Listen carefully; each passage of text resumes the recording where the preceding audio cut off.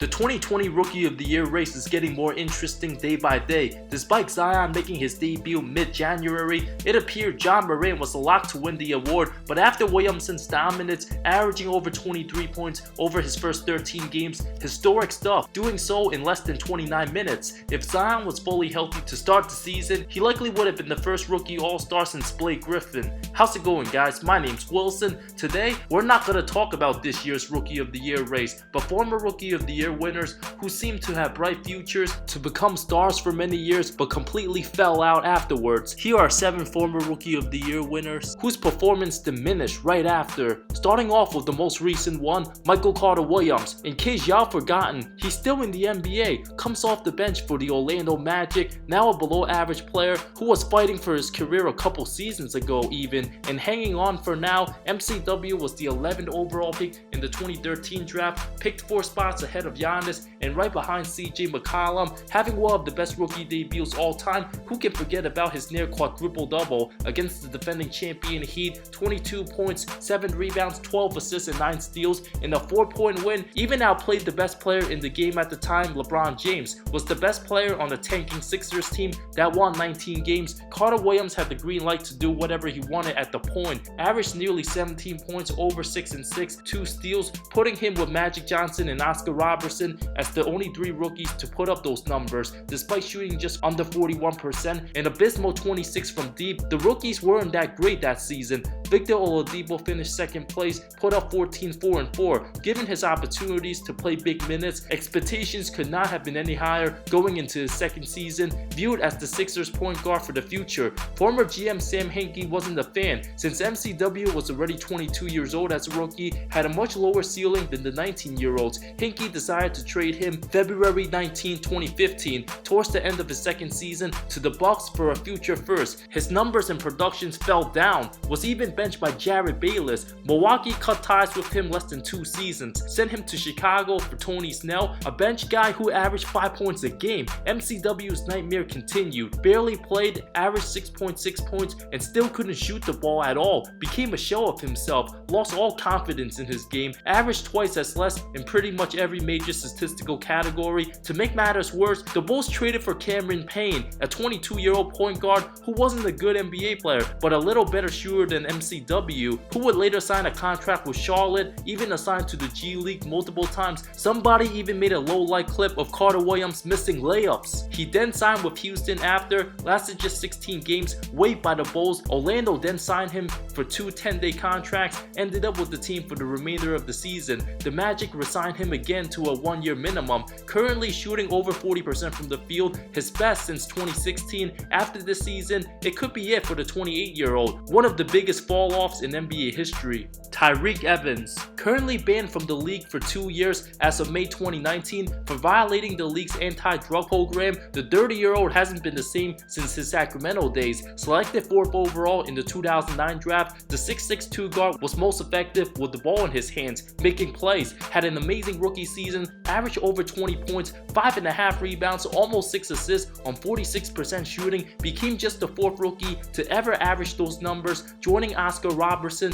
Michael Jordan, and LeBron James. A historic campaign as the best player on his team that won only 25 games, even edged out Steph Curry for Rookie of the Year. But ever since then, Evans never averaged more than 20 points a game. Despite having some minor injuries, those weren't the biggest reasons for his collapse, but because of the terrible franchise he was on with no leadership and no direction. The Sacramento Kings have been an absolute travesty of an organization, had no player development whatsoever. The team decided to play Evans off the ball more afterwards because he wasn't a great athlete or a good shooter, had his shooting liabilities, shot under 30% from 3 his first 3 seasons, was nowhere near as effective on the wing. Combined with his mediocre work ethic to being on the wrong team, Evans never truly maximized his skill set, was traded after 4 seasons with Sacramento, being forced to play the 2 and 3. His primary position was the point at the 1, had a little more success with New Orleans when he was moved to the 1, and Drew Holiday at the 2, averaged almost 7 dimes in back-to-back seasons for a Pelicans team who made the playoffs in 2015 alongside superstar Anthony Davis. Afterwards, Evans needed knee surgery, forcing him to miss the first few months of the 2016 season, played just 25 total games. Was part of that DeMarcus Cousins trade in 2017, sending him back to Sacramento. Evans rejuvenated himself a little bit with the Grizzlies, had an impressive bounce-back year in 2017-18, put up nearly 19.5 points, over 5 and 5 in 31 minutes played on a bad team, signed with the Pacers after, just averaged 10 points off the bench on a 1-year $12 million deal, got swept in the playoffs last season, then the ban happened. His future with the NBA remains uncertain for now. Emeka Okafor, selected 2nd overall in the 2004 draft by the Charlotte Bobcats behind Dwight Howard, the 6'10 center came off winning a national championship with UConn, but was already 22 years old. After playing 3 seasons in college, dominated the NCAA, destroyed everybody, averaged 15.1 points, almost 11 rebounds, 1.7 blocks for an 18-win Bobcats team, the franchise's first ever season. Even back in 05, teams were still built around good big men, but Okafor never lived up to the hype since his body wasn't built for an 82-game season,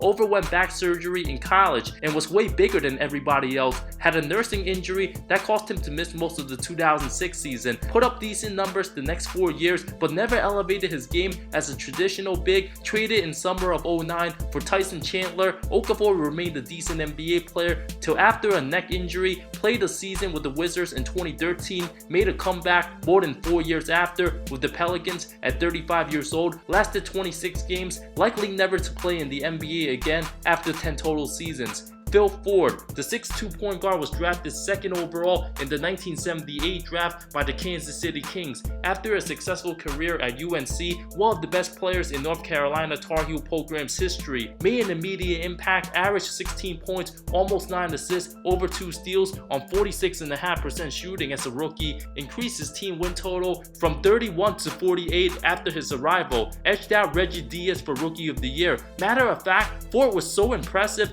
he even made 2nd team All-NBA his first season, continued to play stellar in years 2 and 3, but wasn't nearly as good, fell off completely his 4th season from averaging 17.5 points, 9 assists to under 10 points a game, 6.5 assists. Kansas City traded him to the Nets, who dealt him to the Bucks after 7 games, was never the same after, later picked up by the Rockets and was out the NBA by age 28, where most players are supposed to be in their primes, a heavy underachiever, averaged just 11.6 points, 6.4 assists for his career. Ford also had a huge eye injury on February 22nd, 1981 in a collision with World B. Free, later double vision. Stemming from the injury, Ford was the type of player who played fearlessly and attacked the basket, but after that eye incident, he was never quite the same player and also had trouble with alcohol abuse.